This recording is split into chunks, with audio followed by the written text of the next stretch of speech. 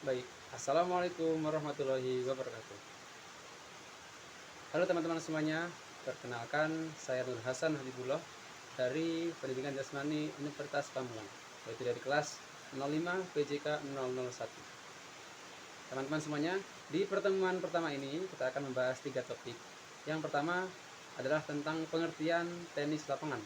Yang kedua, tentang sejarah dan perkembangan tenis lapangan di dunia maupun di Indonesia. Yang terakhir nanti akan membahas tentang sarana dan prasarana yang digunakan dalam olahraga tenis lapangan. Oke, kita akan mulai dari pembahasan pertama, yaitu tentang pengertian tenis lapangan. Seperti yang kita tahu bersama bahwa tenis lapangan ini adalah salah satu cabang olahraga yang menggunakan alat berupa raket dan bola, yang mana permainan ini dimainkan di atas lapangan berbentuk persegi panjang yang dibatasi oleh sebuah net di tengah lapangan.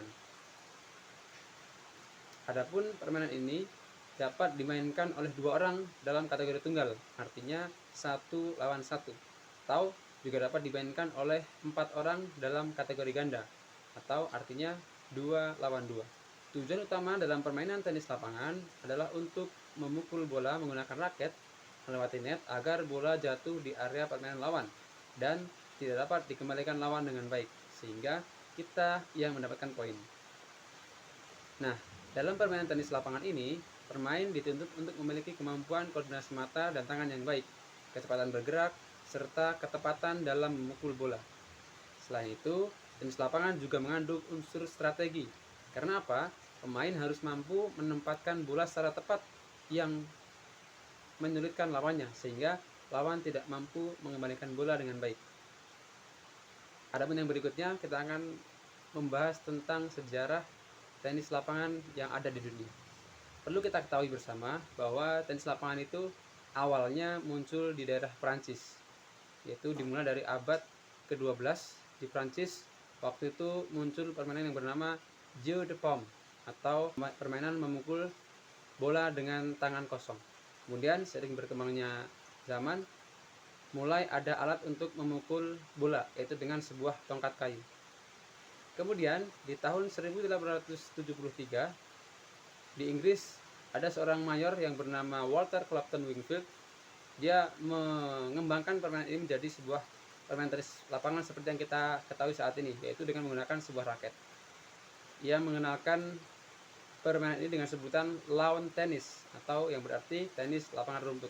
Permainan ini kemudian semakin populer dan berkembang, sehingga pada tahun 1877 diselenggarakanlah kejuaraan tenis yang pertama di dunia, yaitu yang bernama Wimbledon Championship, yang dilaksanakan di London, Inggris.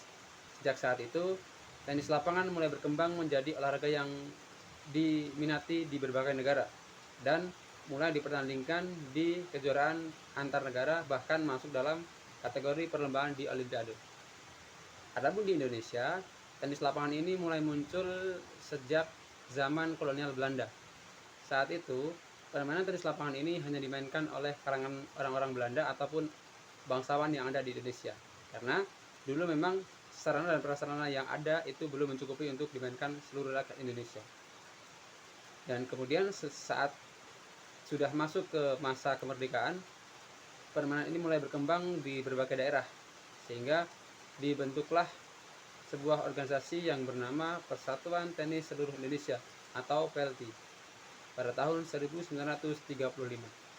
Organisasi ini bertugas untuk membina, mengembangkan, serta mengatur berbagai kegiatan tenis di Indonesia, termasuk mengupayakan agar tenis ini bisa dipertandingkan di PON, sehingga tenis masuk ke perlombaan di PON pertama tahun 1948. Sering berkembangnya zaman, Indonesia akhirnya mampu mencetak beberapa atlet yang berprestasi di tingkat lokal maupun di tingkat internasional. Di tahun lalu, tahun 2025, Indonesia mampu merebut medali emas berputra dan putri di SEA Games 2025 Thailand. Pasangan Aldila Sutiaji dan Janice Chen juga menyumbangkan emas dari nomor ganda putri, sehingga hal ini memperkuat posisi Indonesia sebagai salah satu kekuatan tenis di Asia Tenggara. Adapun Janice Chen kini berada di peringkat 39 WTA, Women Tennis Association, per Maret 2026. Kemudian yang terakhir kita akan menjelaskan tentang sarana dan prasarana dalam permainan tenis lapangan. Dalam permainan tenis lapangan ini terdapat beberapa sarana dan prasarana yang harus tersedia.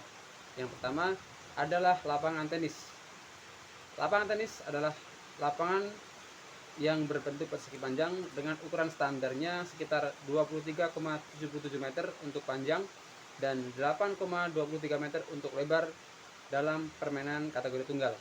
Yang kedua, dibutuhkan net atau jaring yang dipasang di tengah lapangan dengan tinggi sekitar 91,4 cm di bagian tengahnya.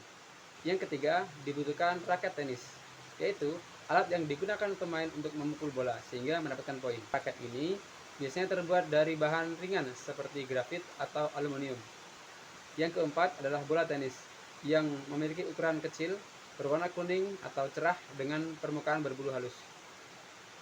Selain itu, terdapat juga perlengkapan pendukung seperti sepatu tenis, pakaian olahraga, dan garis lapangan yang berfungsi untuk pembatas area permainan. Baik, demikianlah penjelasan singkat mengenai pengertian tenis lapangan, sejarah dan perkembangan tenis di dunia dan di Indonesia, serta sarana dan prasarana dalam permainan tenis lapangan.